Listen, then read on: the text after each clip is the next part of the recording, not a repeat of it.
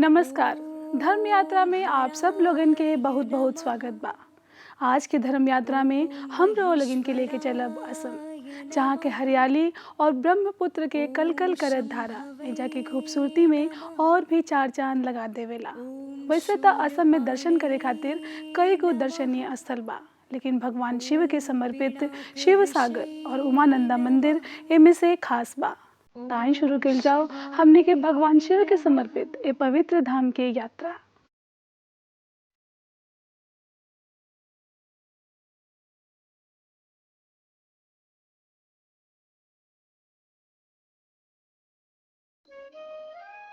यह भारत के पूर्वोत्तर क्षेत्र असम। चारों ओर हरियाली,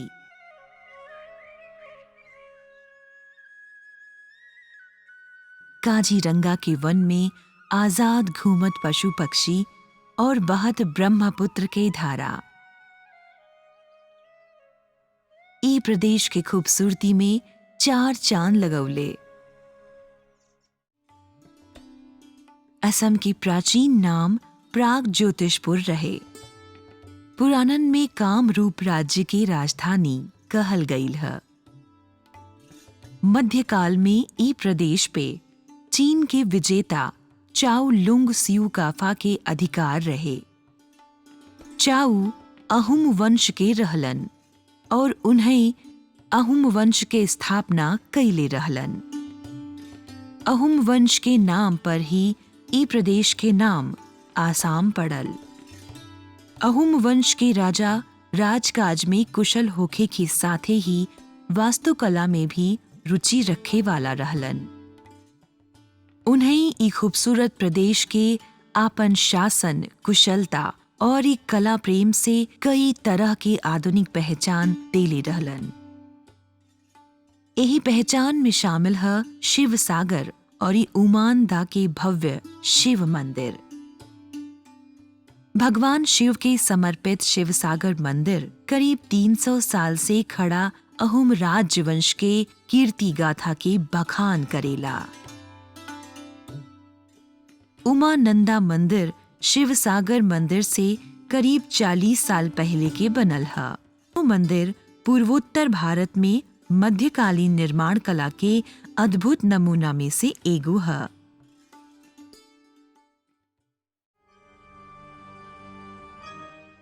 शिव सागर मंदिर एगो खूबसूरत तालाब के किनारे बनल है। ई तालाब के शिव सागर कहल जाला। अहुम राजा आपन शासन काल में कईगो तालाब बनवौले। एकरा के तालाबन के सागर कहल जात रहे। तालाब के शांत जल यहाँ के माहौल के और भी आध्यात्मिक और रमणीय बना देला। ई तालाब के निर्माण अहुम वंश के महारानी मंदाविक 1734 ईस्वी में करवौले रहलिन।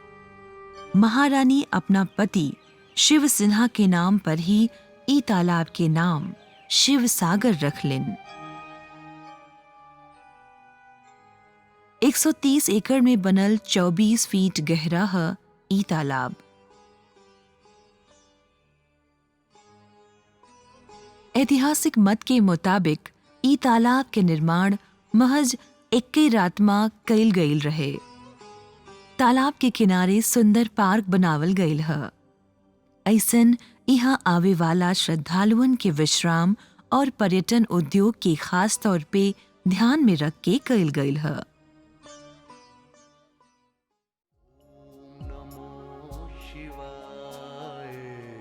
तालाब के किनारे पर महारानी शिव, विष्णु और दुर्गा के नाम पर एगो सुंदर ढोल के निर्माण करौलेन।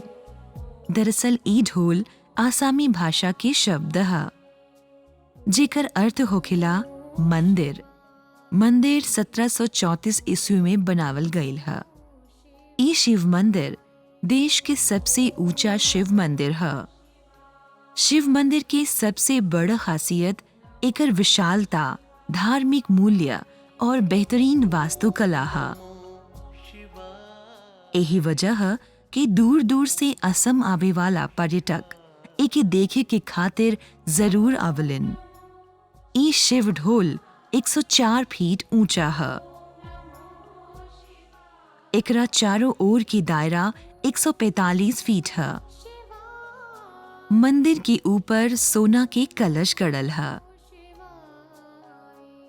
एकर बाहरी दीवारन पर तमाम देवी देवता की आकृति बनावल गईल है।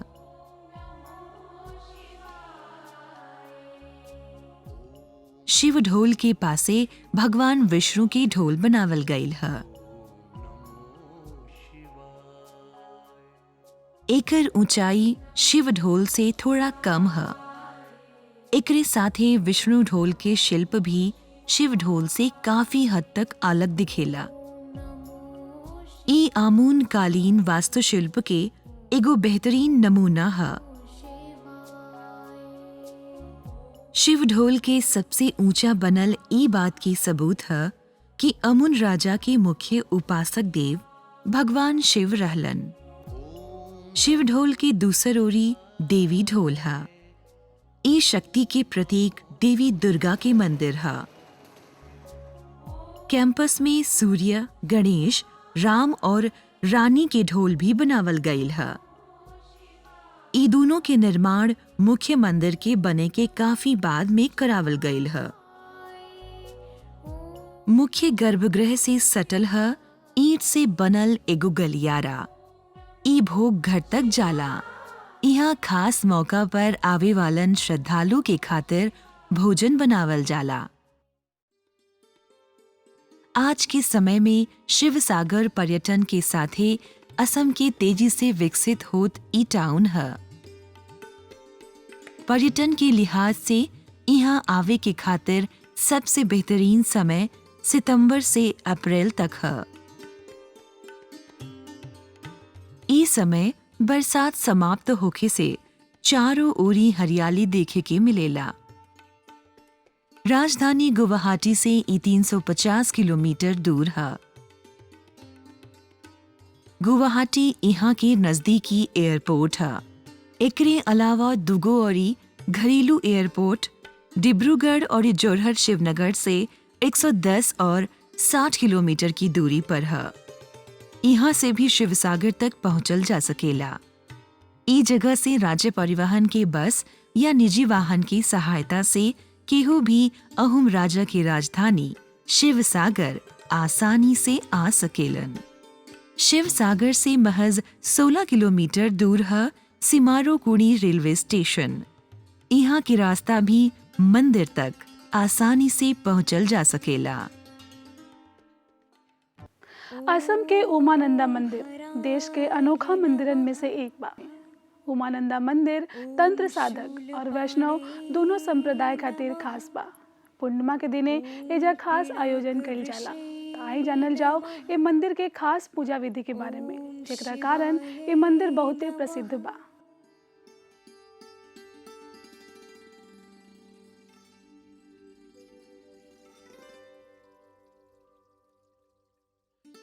ब्रह्मपुत्र नदी देश के विशाल नदियन में एगो है।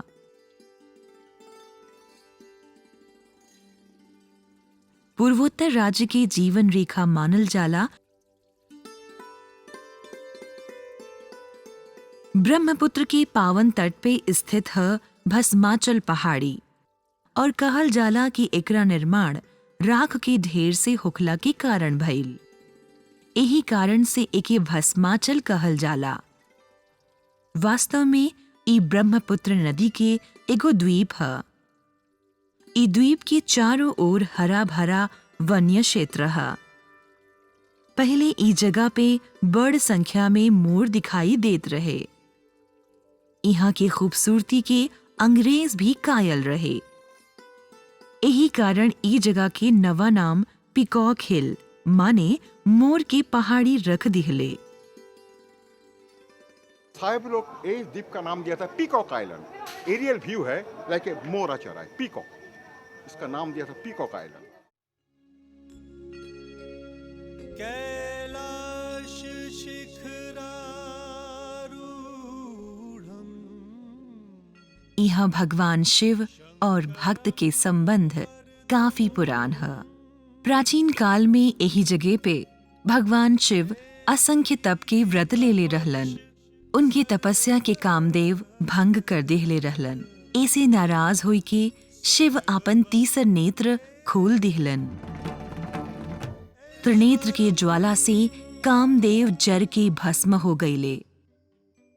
कहल जाला कि जौने जगह पे भगवान शिव तपस्या कैले रहलन, ओही जगह पे अहुम राजा गदाधर सिंह एगो भव्य मंदिर के निर्माण करौलन।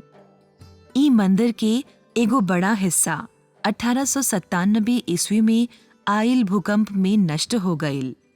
बाद में एगो स्थानीय व्यापारी एकरा के पुनर्निर्माण करौलन। इस मंदिर को अहम राजा गजाधर सिंह ने बनाया था और उससे पहले यह छोटी सी मंदिर हुआ करता था। बहुत पुराना मंदिर है ये। उमानंद मंदिर ब्रह्मपुत्र नदी के किनारे पर बनावल गईल है। राज्य वाटर ट्रांसपोर्ट के ओरी से यहाँ तक पहुँचे के खातिर मोटर बोट के व्यवस्था कईल गईल है। यहाँ आवे वाला श्रद्धालु दर्शन से पहले ब्रह्मपुत्र के पावन जल में डुबकी लगावेलन। घाट से ही मंदिर के जाए की खातिर पत्थर की सीढ़ी बनावल गईल है।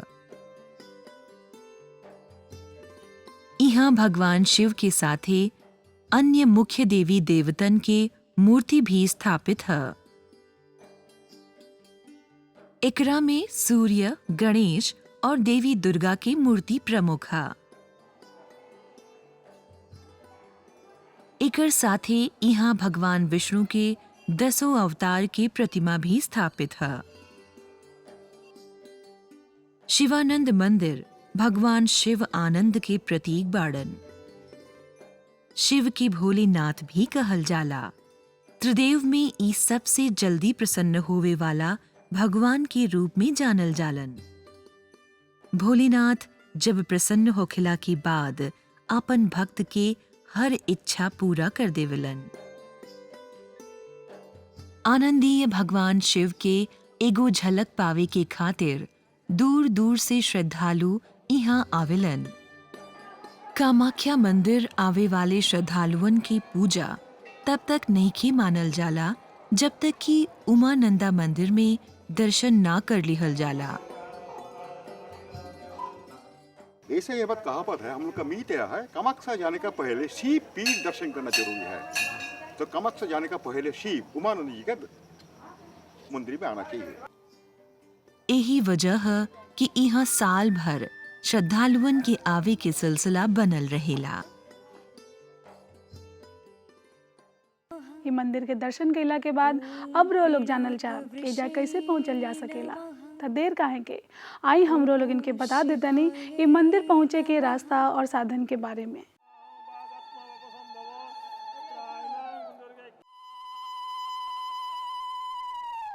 उमानंद टेम्पल के महत्व तंत्र साधना के खातिर भी है।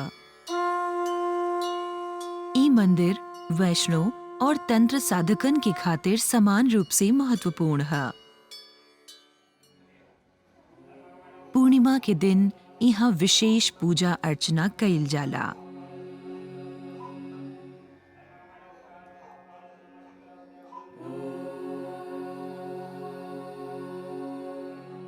एकरा अलावा शिव चतुर्थी और महाशिवरात्रि के दिन यहाँ उत्सव के माहौल रहेला।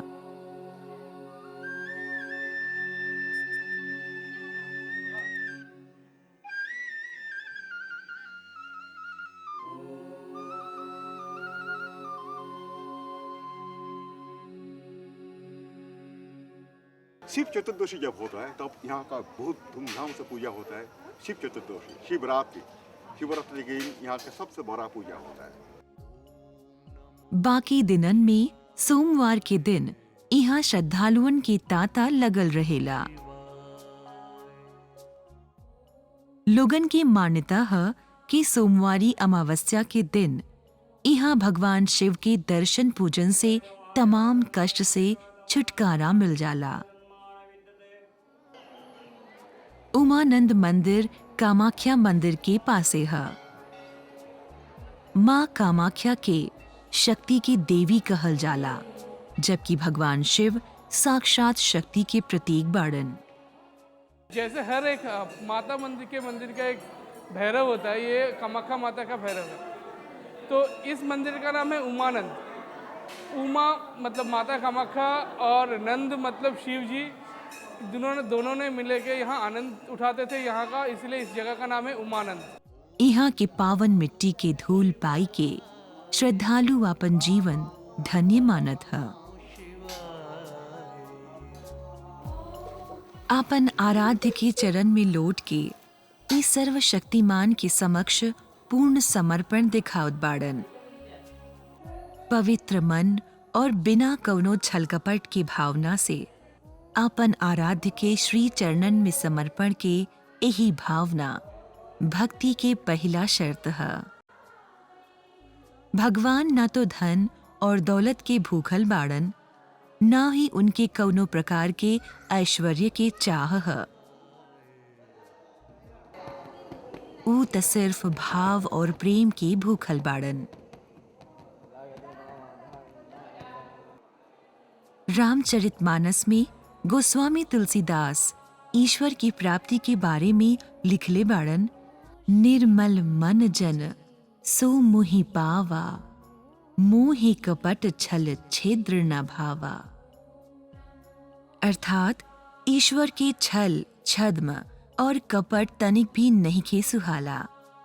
ओकर भक्ति पावे की खातिर आत्मा के पवित्र होवे की बेहद जरूरी है। यही से जेकर मन निर्मल है, ईश्वर उही के प्राप्त होखेलन।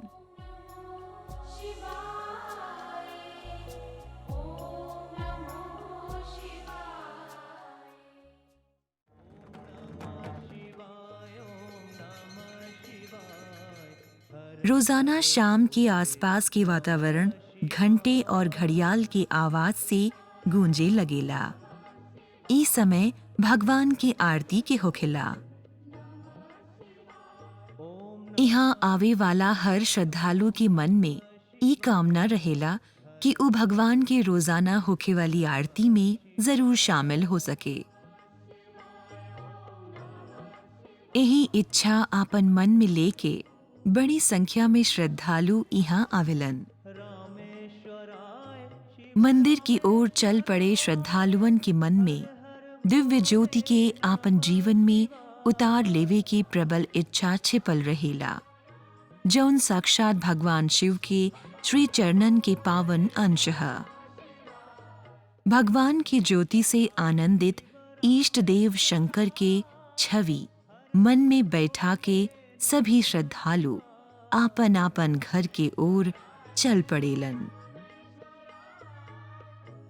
इनकर चेहरा की खुशी ई बात के ओर ही इशारा करत है कि हम पे भगवान भोलेनाथ के कृपा दृष्टि हो गईल है और भोलेनाथ के आशीर्वाद से जीवन धन्य हो गईल है। भगवान शिव के दर्शन के बाद श्रद्धालुओं की ई बात के भरोसा है कि आवे वाला दिन उनका खातिर कल्याणकारी होई।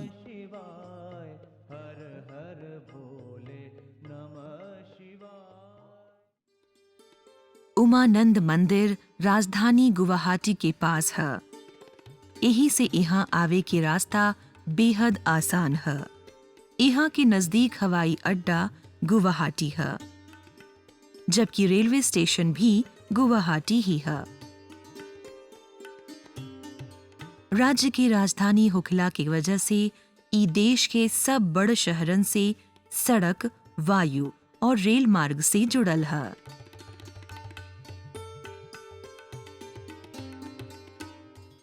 आज के धर्म यात्रा में हमने के यात्रा के निशन असम के उमानंदा मंदिर के काल के पड़ाव में हम लोग इनके दोबारा लेके चलब एगो ऐसे धार्मिक स्थल पर।